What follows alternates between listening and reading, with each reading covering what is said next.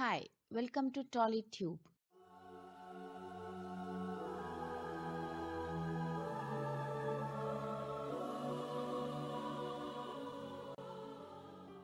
Star హీరోస్గా హీరోయిన్లుగా cinema ఇండస్ట్రీలో ఒక వెలుగు వెలిగిన తారల్ని ఎంతో మందిని చూశాం.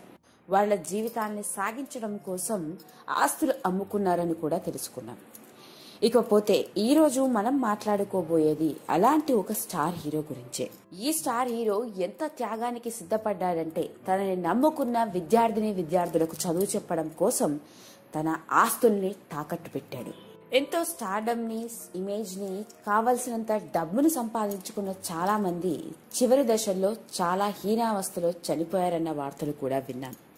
కేవలం సినిమాల్లోనే కాదు, నిజ జీవితంలో కూడా స్టార్ హీరో అని అనిపించుకున్న గొప్ప నటుడు ఈయన. ఇక ఆ హీరో ఎవరో కాదండో, మనందరికీ బాగా తెలిసిన విలక్షణ నటుడైన మోహన్ బాబు. ఇంత పెద్ద హీరో ఆస్తులు అమ్ముకోవడం ఏంటా అని ఆలోచిస్తున్నారా? అసలు విషయంలోకి వెళ్తే ఇక హీరో మోహన్ బాబు కేవలం నటుడు మాత్రమే కాకుండా ఒక మంచి విద్యావేత్త కూడా. ఈయన శ్రీ విద్యానికేతన్ పేరిట విద్యా సంస్థలను నడుపుతున్న సంగతి తెలిసిందే. హీరో మోహన్ బాబు కుటుంబం గత 26 ఏళ్లుగా శ్రీ విద్యానికేతన్ ద్వారా కులమతాలకు అతీతంగా ఎందరో పేద విద్యార్థులకు నాణ్యమైన విద్యను అందిస్తోంది.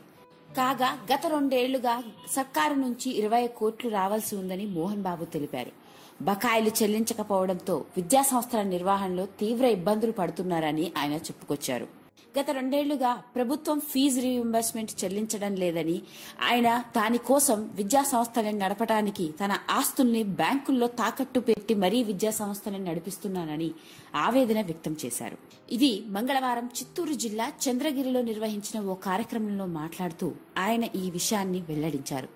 విద్యార్థులకు ఫీజు రియంబర్స్మెంట్ విడుదల చేయడంలో గవర్నమెంట్ చాలా లేటు చేస్తోందని ఆయన ఆరోపించారు.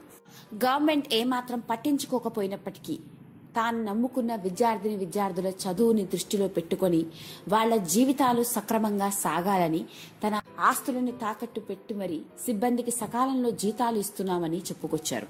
కొసమెరుపు కాకపోతే కుటుంబం అంతా స్టార్స్ అయినప్పటికీ విద్యా సంస్థలను నడపడానికి తన ఆస్తుల్ని ఎందుకు తాకట్టు పెట్టాల్సి వచ్చిందో అన్నది నిజంగా ఆశ్చర్యకరమే.